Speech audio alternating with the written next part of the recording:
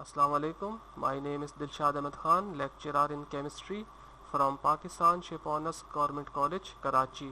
आज first year chemistry का जो टॉपिक है वो केमिकल बॉन्डिंग के चैप्टर से है। उस टॉपिक का नाम है ionic bond. Topic chemical bonding and ionic bond, ये दोनों टॉपिक चैप्टर नंबर 4 में मौजूद हैं। चैप्टर नंबर 4 का नेम है chemical bonding. Chemical bonding chapter में topic number 4.1 energetics of bond formation, chemical bond, and topic number 4.2 ionic bond. ये दोनों टॉपिक केमिस्ट्री टेक्स्ट बुक के पेज नंबर 117 एंड 118 पर मौजूद हैं। हम सबसे पहले केमिकल बॉन्ड के इंट्रोडक्शन की तरफ आ जाते हैं कि केमिकल बॉन्ड किसको कहते हैं। तो यहाँ केमिकल बॉन्ड की डेफिनेशन मौजूद है, इस डेफिनेशन को देखते हैं। The attractive force that holds atoms together in a compound is known as the chemical bond. यानी कि वो अट्रैक्टिव फोर्स जो एटम्स को कंपाउंड में जोड़ के रखे, उस अट्रैक्टिव फोर्स को हम केमिकल बॉन्ड कहते हैं। Now we come to the explanation of the chemical bond. There are 3 points. The first point is the atoms of all other elements have incomplete outermost orbits and tend to complete them by chemical combination with the other atoms. Second point is it is the tendency of atoms to acquire inert gas configuration octet rule, which causes the atoms to form chemical bonds. The third point is this inert gas configuration octet rule can be achieved either by the transfer of electrons or sharing of electrons among themselves. पहले point में ये बात बताई जा रही है कि elements के जो एटम हैं उनके इनकम्प्लीट आउटर मोस्ट ऑर्बिट्स होते हैं, वो अपने इनकम्प्लीट आउटर मोस्ट ऑर्बिट को कंप्लीट करने के लिए केमिकल कॉम्बिनेशन की तरफ जाते हैं दूसरे एटम्स के साथ। दूसरे पॉइंट में ये बात बताई जा रही है कि एटम्स जब केमिकल बॉन्ड बनाते हैं तो वो इनर्ट गैस कॉन्फ़िगरेशन जो है वो हासिल करते हैं या ऑक्टेट रूल जो है वो पूरा कर लेते हैं। ऑक्टेट रूल को अभी हम बाद में समझेंगे। उसके बाद तीसरा पॉइंट जो है वो हमें ये बात बता रहा है कि जो inert gas configuration octet rule जो है वो किस तरह से एटम्स अचीव करते हैं। या तो दो एटम जो हैं वो बॉन्ड बनाएं और उनके दरमियान जो है इलेक्ट्रॉन ट्रांसफ़र हो एक एटम से दूसरे एटम की तरफ, या दो एटम जो हैं वो इलेक्ट्रॉन्स की शेयरिंग करें, तो इसके नतीजे में ऑक्टेट रूल या इनर्ट गैस कॉन्फ़िगरेशन हासिल हो जाती है। Now the types of chemical bonds. There are 3 types of chemical bonds. Number 1 ionic bond or electrovalent bond. Number 2 covalent bond. Number 3 coordinate covalent bond. अब हम आ जाते हैं आयनिक बॉन्ड की डेफिनेशन की तरफ। आयनिक बॉन्ड को दूसरे अल्फाज में इलेक्ट्रोवैलेंट बॉन्ड भी कहते हैं।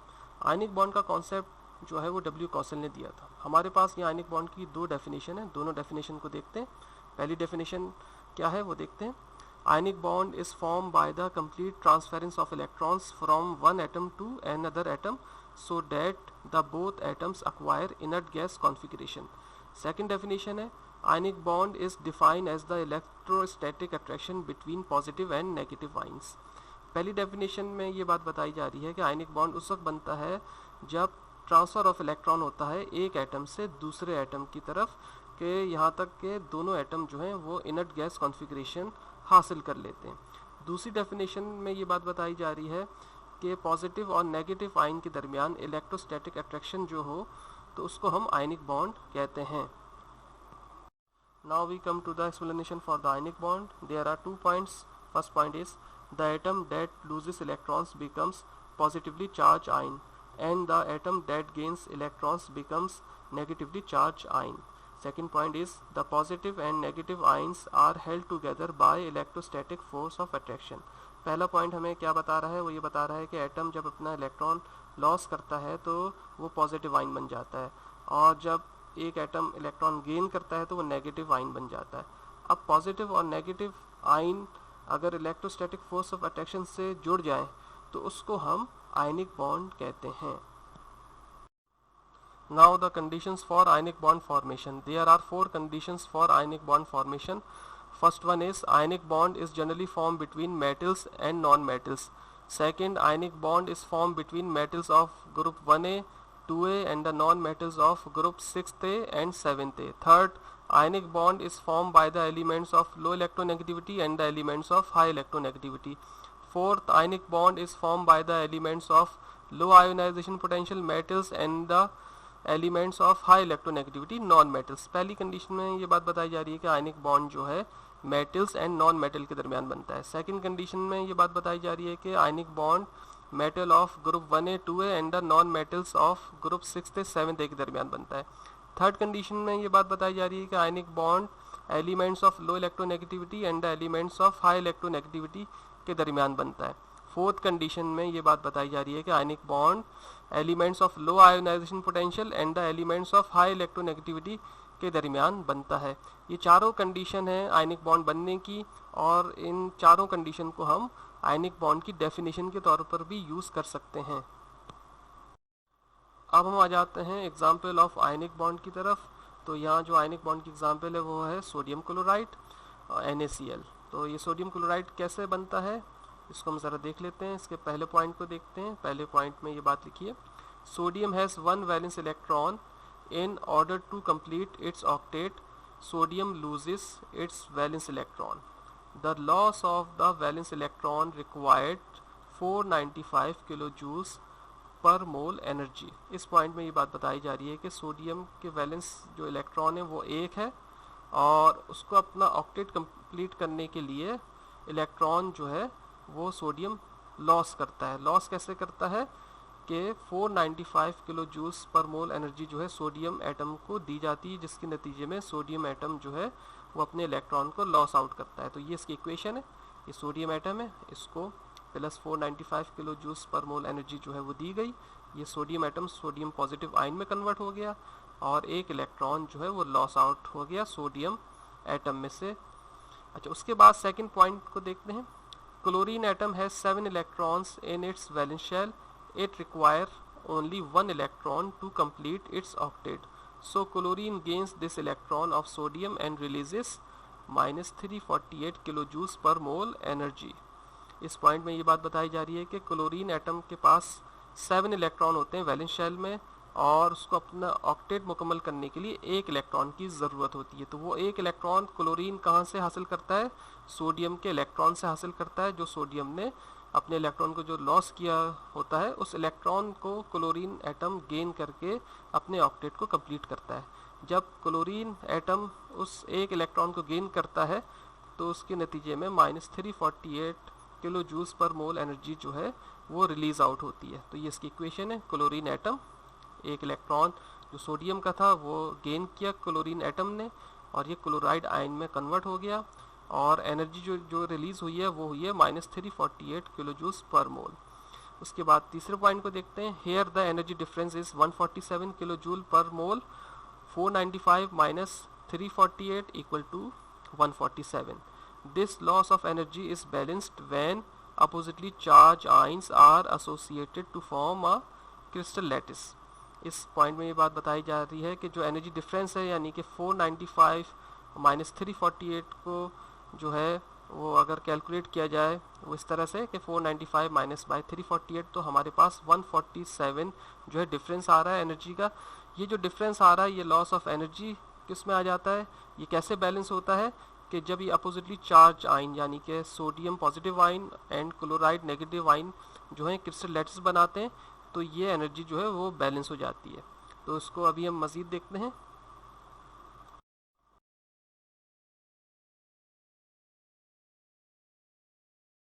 अच्छा, अब हम आ जाते हैं इसके तीसरे पॉइंट की तरफ। तीसरे पॉइंट में ये बात बताई जा रही है, इसको देखते हैं।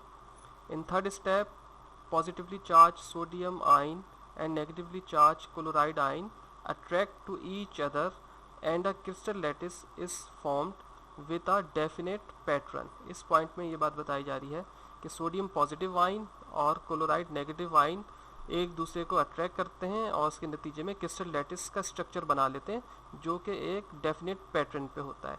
अच्छा, ये कैसे बनता है कि सोडियम पॉजिटिव आइन और क्लोराइड नेगेटिव आइन मिलके सोडियम क्लोराइड की सूरत में क्रिस्टल लैटिस बनाते हैं डेफिनेट पैटर्न के साथ। उसके नतीजे में जो एनर्जी खारिज होती है वो होती है माइनस 788 किलो जूल्स पर मोल। ये एनर्जी क्या है इस पॉइंट में देखते हैं। This energy which is released when 1 mole of gaseous ions arrange themselves in definite pattern to form lattice is called lattice energy. ये वो एनर्जी है जब 1 mole of gaseous ions arrange होते हैं और उसके नतीजे में एक डेफिनेट पैटर्न का स्ट्रक्चर बनाते हैं। ये जो डेफिनेट पैटर्न का जो स्ट्रक्चर बनता है ये लैटिस कहलाता है और जिसकी एनर्जी है ये लैटिस एनर्जी कहलाती है। अब हम इसको मज़ीद समझते हैं डायग्राम से। अब हम आयनिक बॉन्ड की एग्जांपल थ्रू डायग्राम समझ लेते हैं ताकि हमें आयनिक बॉन्ड का जो कॉन्सेप्ट है वो मुकम्मल तौर पे समझ में आ जाए। तो जो अभी हमने एग्जांपल देखी थी सोडियम क्लोराइड की, इसको हम डायग्राम में देखते हैं। तो ये हमारे पास डायग्राम मौजूद है। इस डायग्राम में देखें हमारे पास ये सोडियम एटम है। ये जो रेड आपको डॉट नज़र आ रहा है ये बेसिकली इलेक्ट्रॉन है, इसका आउटरमोस्ट इलेक्ट्रॉन है। ये इलेक्ट्रॉन निकल जाता है और सोडियम पॉजिटिव आयन में कन्वर्ट हो जाता है और इसके अगर आप आउटरमोस्ट शेल में देखें तो ये 8 इलेक्ट्रॉन जो हैं वो बच जाते हैं इस तरह से, यानी कि इसका ऑक्टेट जो है बन जाता है सोडियम पॉजिटिव आयन बनने की सूरत में। अच्छा, ये इलेक्ट्रॉन कहाँ जाता है? ये इलेक्ट्रॉन जो है ये क्लोराइड एटम गेन करता है। ये क्लोराइड एटम है, ये इलेक्ट्रॉन गेन करेगा, गेन करके ये इलेक्ट्रॉन इस जगह पे आ गया। अब अगर आप देखें इसके आउटरमोस्ट शेल को क्लोराइड एटम के, तो ये देखें इसके आउटरमोस्ट शेल में 8 इलेक्ट्रॉन हो गए और ये क्लोराइड एटम से क्लोराइड आयन बन गया, यानी क्लोराइड नेगेटिव आयन बन गया।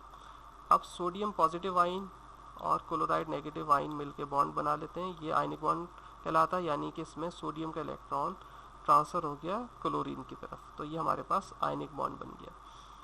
अच्छा, इसको हम मज़ीद एक और डायग्राम से देख लेते हैं। यहाँ अगर आप देखें इस डायग्राम में तो ये सोडियम एटम है, इसमें से ये इलेक्ट्रॉन निकल के यहाँ चला गया और ये क्लोराइड एटम में चला गया, ये सोडियम आयन बन गया और ये क्लोराइड आयन बन गया, दोनों के ऑक्टेट कंप्लीट हो गए। इसको कॉन्फ़िगरेशन से देख लेते हैं। सोडियम एटम जो है इसकी कॉन्फ़िगरेशन क्या थी? 1s2 2s2 2p6 3s1। ये 3s1 का ये एक इलेक्ट्रॉन जो है ये निकल के यहाँ चला जाएगा।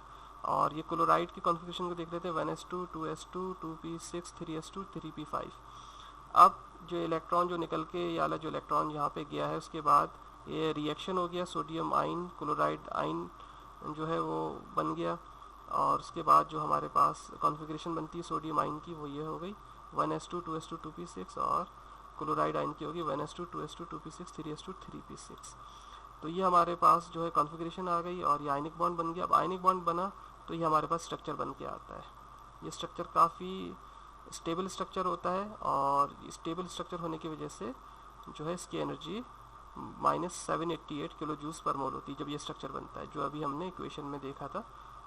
तो ये हमारे पास आयनिक बॉन्ड इस तरह से बन जाता है। इसका स्ट्रक्चर ये आपके सामने है। Now we come to the characteristics of ionic compound. There are 6 characteristics for the ionic compound. The first one is the ionic compounds are hard. Second, ionic compounds are good conductor of electricity. Third, the ionic compounds have high melting and boiling point. Number 4, ionic bond is non-directional. Number 5, ionic compounds are soluble in water and similar polar solvents. Number 6, the ionic compounds are insoluble in the organic solvents like benzene, carbon tetrachloride. अब हम आ जाते हैं conclusion की तरफ। तो conclusion में हम chemical bond की डेफिनेशन को दोबारा रिपीट आउट कर लेते हैं। केमिकल बॉन्ड की डेफिनेशन है the attractive force that holds atoms together in a compound is known as chemical bond.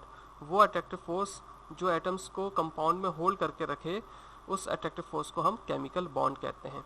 Types of chemical bond की 3 टाइप्स हैं। नंबर 1 आयनिक बॉन्ड और electrovalent bond, second is covalent bond, third is coordinate covalent bond. Ionic bond की definition को हम दोबारा repeat out कर लेते हैं। Ionic bond is form by the complete transference of electrons from one atom to another atom so that the both atoms acquire inert gas configuration. तो ionic bond की definition में ये बात बताई जा रही है कि आयनिक बॉन्ड उस वक्त बनता है जब एक एटम से दूसरे एटम के दरमियान कंप्लीट ट्रांसफ़र ऑफ इलेक्ट्रॉन होता है और उसके नतीजे में दोनों एटम्स जो हैं वो इनर्ट गैस कॉन्फिगरेशन हासिल कर लेते हैं। अब हम आ जाते हैं सेल्फ असेसमेंट की तरफ। ये क्वेश्चन हैं इस टॉपिक से रिलेटेड। ये 3 सवालात हैं। Question number 1, what is chemical bond, give its types. Question number 2, define electrovalent bond, explain the formation of sodium chloride NaCl crystal along with the energies involved। और थर्ड क्वेश्चन है right the characteristics of ionic compounds.